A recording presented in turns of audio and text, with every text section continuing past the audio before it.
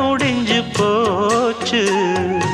ஈசான மூலையில லேசான பள்ளி சத்தம் மாமன் பேர சொல்லி பேசுது. ஆறாத சோகந்தன்ன தீராம சேர்த்து வச்சு ஊரும் சேர்ந்து என்ன ஏசுது.